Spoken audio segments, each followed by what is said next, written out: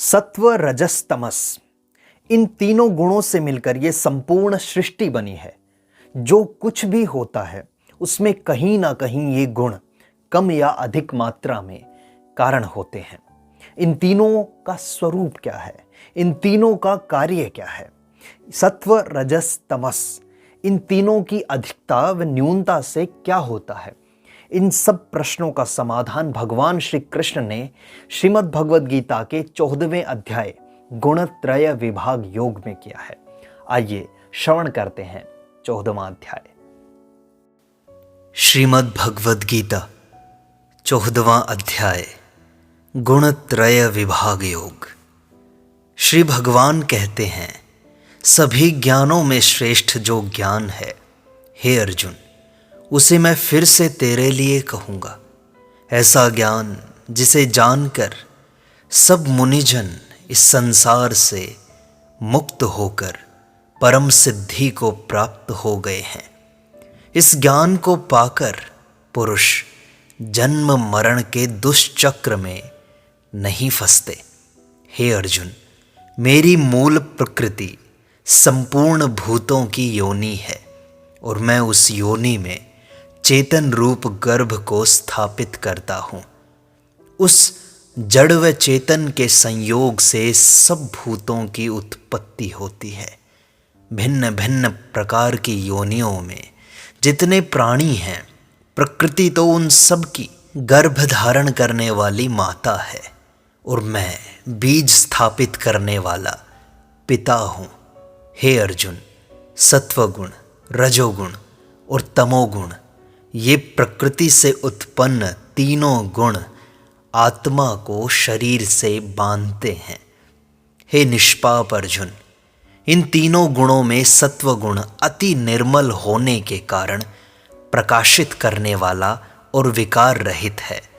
वह सुख, ज्ञान व अभिमान के बंधन से बांधता है। रजोगुण रागात्मक है तथा आसक्ति से उत्पन्न हुआ है। रजोगुण जीवात्मा को कर्मों तथा कर्म फलों के संबंध से बांधता है। सब देहाभिमानियों को मोहित करने वाला तमोगुण अज्ञान से उत्पन्न होता है। वह आत्मा को प्रमाद, आलस्य और निद्रा के द्वारा बांधता है। ये तीनों गुण अलग अलग तरह से सभी प्राणियों को बांधते हैं। सत्वगुण सुख में लगाता है, रजोगुण कर्म में तथा तमोगुण ज्ञान को ढककर प्रमाद में लगाता है।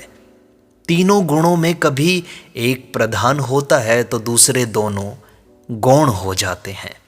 रजोगुण व तमोगुण को दबाकर सत्वगुण बढ़ता है। सत्व व तम को दबाकर रजोगुण और सत्व एवं रज को दबाकर तमोगुण बढ़ता है। जिस समय देह में अंतःकरण व इंद्रियों में चेतनता और विवेक उत्पन्न होता है, उस समय जानना चाहिए कि सत्वगुण बढ़ा हुआ है।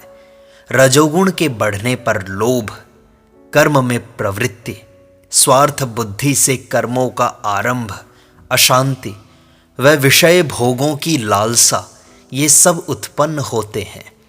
तमोगुण की वृद्धि होने पर अंतःकरण और इंद्रियों में अज्ञान, कर्मों में अप्रवृत्ति, प्रमाद, व्यर्थ चेष्टा, निद्रादि वृत्तियां उत्पन्न होती हैं। जब यह मनुष्य सत्वगुण की वृद्धि के समय मृत्यु को प्राप्त होता है, तब वह उत्तम कर्म वालों के निर्मल दिव्य स्वर्ग आदि लोकों को प्राप्त करता है। रजोगुण की वृद्धि पर मृत्यु को प्राप्त होने के समय कर्मों की आसक्ति वाले मनुष्यों में उत्पन्न होता है तथा तमोगुण के बढ़ने पर मृत्यु के बाद मनुष्य कीट, पशु आदि मूढ़ योनियों में उत्पन्न होता है। सात्विक कर्म का फल सुख, ज्ञान व वैराग्य आदि कहा गया है। राजस कर्म का फल दुख व तामस कर्म का फल अज्ञान कहा गया है। सत्वगुण से ज्ञान उत्पन्न होता है, रजोगुण से लोभ, व तमोगुण से प्रमाद, मोह व अज्ञान उत्पन्न होते हैं। सत्वगुण में स्थित पुरुष ऊर्ध्व गति को प्राप्त होते हैं। रजोगुण में स्थित पुरुष मध्य गति को प्राप्त होते हैं तथा तमोगुण की वृद्धि जैसे निद्रा, प्रमाद व आलस्यों में घिरे मनुष्य अधोगति को प्राप्त होते हैं। जिस समय दृष्टा तीनों गुणों को ही कर्ता मानता है तथा इन तीनों गुणों से परे मुझ परमात्मा को तत्व से जानता है, उस समय वह मेरे स्वरूप को प्राप्त होता है। मनुष्य इन तीनों गुणों को पार करके जन्म, मृत्यु, जरा, व्याधि इन सब से मुक्त हो सकता है। तब अर्जुन ने पूछा, हे केशव, इन तीनों गुणों से अतीत पुरुष किन किन लक्षणों से युक्त होता है, कैसे आचरण करता है तथा किन उपायों से इन तीनों गुणों से परे हुआ जा सकता है?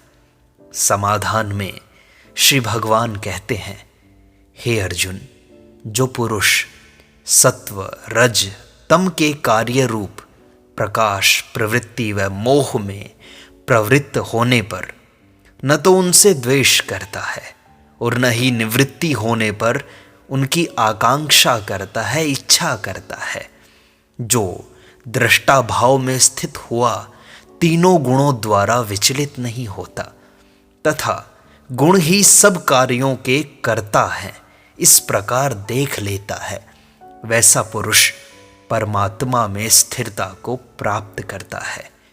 जो निरंतर आत्मभाव में स्थित है, सुख दुख को समान समझता है, मिट्टी, पत्थर व स्वर्ण को भी समान मानता है, ज्ञानी है, प्रिय अप्रिय, निंदा स्तुति में भी सम रहता है, मान अपमान उस पर कोई प्रभाव नहीं डालते, मित्र वैरी को भी वह समान दृष्टि से देखता है, संपूर्ण कर्मों को करने पर भी स्वयं को कर्ता नहीं देखता, वह पुरुष गुणातीत कहा जाता है। और जो पुरुष निरंतर अव्यभिचारी भक्ति के द्वारा मुझे निरंतर भजता है, वह इन तीनों गुणों को लांघकर ब्रह्म को प्राप्त करता है, क्योंकि उस अविनाशी पर ब्रह्म का, अमृत का, धर्म का और अखंड एक रस आनंद का आश्रय मैं ही तो हूं। इति चतुर्दशोऽध्यायः गुणत्रय विभाग योगः समाप्तः।